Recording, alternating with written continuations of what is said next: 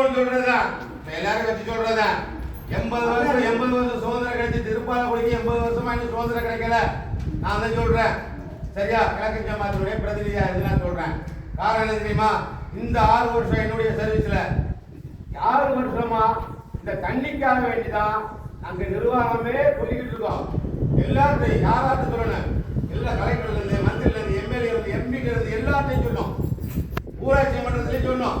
கதறோம். இதுவரை எதுவுமே நடக்கல.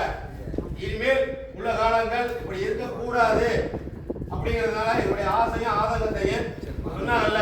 இவ்வளவு பேர் இருக்கீங்க, அதிகாரிகள் வர்றீங்க, நீங்க வந்துட்டே மாறி போறீங்க. எங்களுடைய கோரிக்கை நிறைவேறல சார். மருத்துவம் எங்களுக்கு இல்ல. இத்தனை பேர் கண்ணி எடுக்க போய் மூத்தா பேருக்கா இறந்து போயிருக்கா தெரியுமா? இப்ப சமீபத்துல எலெக்ஷன் டைம்ல ஒரு ஆக்சிடென்ட் நடந்துச்சு. அந்த அம்மா காப்பாற்ற முடியல. ஏன்னா இங்க ஒழுங்கான மருத்துவம் இல்ல, மஸ்ஜித் இருக்கு, அவ்வளவுதான். உயிர் காக்கக்கூடிய நிலை இல்லையே எங்கள்கிட்ட.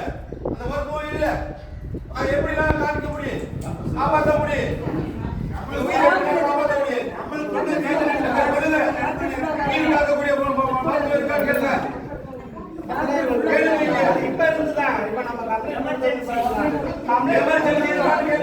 கம்ப்ளைண்ட் கொடுத்ததுக்கு பிறகுதான் டாக்டர் பட்டாளம் அவங்க சொல்லியிருக்காங்க.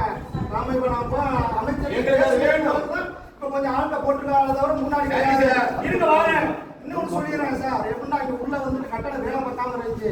அமைச்சர்கிட்ட போய் தான் அது வேலை நடந்துச்சு. உங்க கிளாஸ் சார் என்ன செஞ்சிருக்காருன்னா அந்த சைடு அந்த நாய் வந்துட்டு உள்ள வந்துருக்கு ஹாஸ்பிட்டலுக்குள்ள. அந்த மாதிரி அந்த கருவிகள் இருந்து சொன்னதுக்கு அதை சுத்தம் பண்ணியிருக்காங்க. இன்னொன்று இருந்துச்சுன்னா அந்த கம்பி வெறி அடைச்சி தரணும்னா அது அவங்க வீடியோ வந்து சைன் போட்டிருக்காங்க. சரியா? சைன் போட்டிருக்காங்க. அதே மாதிரி இப்ப நாங்க குளத்துக்கு கொடுத்துருக்காங்க சொல்லி அது வந்துட்டு பண்டில்லைன்னு சொல்றாங்க. இவட்ட இருந்து ஒரு பேனர் இருக்கு. நீங்க பேனர் எரிஞ்சு போச்சு. அந்த இது அமைச்சர் செயல்ல போர்வெல் பம்பு போர்டு போட்டு லட்சக்கணக்காக எரிஞ்சு போயிருக்க சொல்றாங்க. அசால்ட்டா இருக்கு சார்.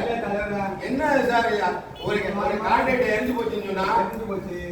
அதை மாத்துறதுக்கு 10,000 வருது. நான் வீடியோ வந்து மண்ணை எழுதி கொடுத்துருக்கேன் சார். இவ்வளவு வரும். உங்கள்கிட்ட வந்து சொன்ன கோரிக்கை சொன்னோம். அப்படியே நீங்க என்ன சொல்றீங்க? உங்கள்கிட்ட வந்து நான் என்ன கேட்கிறேன், உங்கள்கிட்ட வந்துகிட்டு